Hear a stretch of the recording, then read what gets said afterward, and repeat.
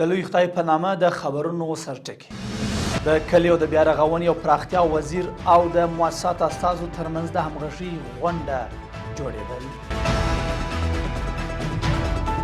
د هیواد د عدلیې وزیر د استعفا په اړه د شایعاتو ردول او په افغانستان کې د روغتیايي خدماتو د پیاوړتیا لپاره د جاپان $500,000 مرسته. د لوی خدای په نامه سلامونه، وخت مو په خیر.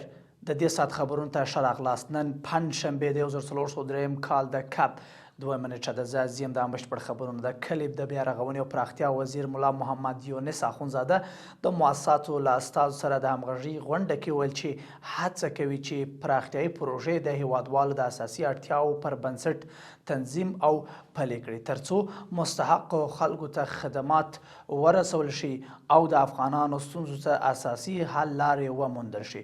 نوموړي زیاته کړې چې د متوازن انکشاف اصل ته ژمن دی او هڅه به وکړي ترڅو ټولې پراختیایي پروژې د رښتینیو اړتیاو له مخې پلي شي. یا د غونډه کې د کلي د بیا رغونې او پراختیا وزارت مرکزي رئیسانو، د یونیسف دفتر د واش ټانګې مسؤل، د عامې روغتیا او پوهنې وزارتونو او یو شمېر نورو مؤسساتو استازو هم ګډون کړی و. د عدلیې وزارت ویاند قاري برکت الله رسولي د دې وزارت د وزیر شیخ عبدالحکیم شرعي د استعفا په اړه د مغرض رسنیو شایعات ناسم بللي. ښاغلي رسولي ویلي چې دویم ځل دی چې ښاغلي شرعي د اعلی قدر امیر المؤمنین حفظه الله د هدایاتو پر اساس د درملنې لپاره دوبۍ ته تللی او ډېر ژر به بیرته هیواد ته راستون شي.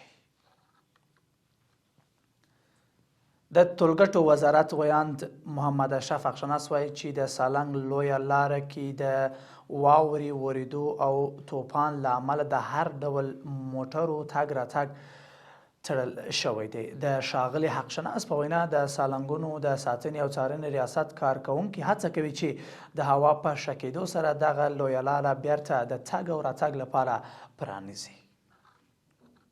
د خبرونو دوام. د جوزجان ولایت د شبورغان له جرقدوق برېښنا کوټ څخه د بیات پاورټي کنکشن پورې د 110 کیلو ولټه برېښنا لیږد بیا رغول شوي مزې او د پل خراسان 20 کیلو ولټه نوي غځول شوي برېښنا شبکې پروژې ګټې اخیستنې ته وسپارل شوې. د افغانستان برېښنا شرکت وایي چې پر یادو دواړو پروژو د دې شرکت له بودیجې شاوخوا 112 میلیونه افغانیو لګښت شوی دی. یاد شرکت زیاته کړې چې د دغو پروژو په پرانیستي سره د جوزجان، بلخ، فاریاب، سرپل، سربیره، د اندخوی، د څلورګونو ولسوالیو او نورو بیلابیلو سیمو برېښنا پیاوړې او شته ټولې تخنیکي ستونزې به په بشپړ ډول حل شي.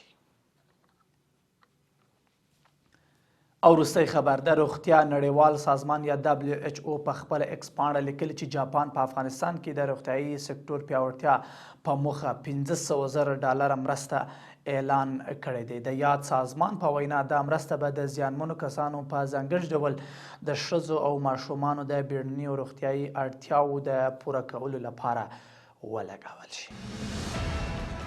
له ملتیا مو مننه. تر بیا ښه وخت او ښه چلند.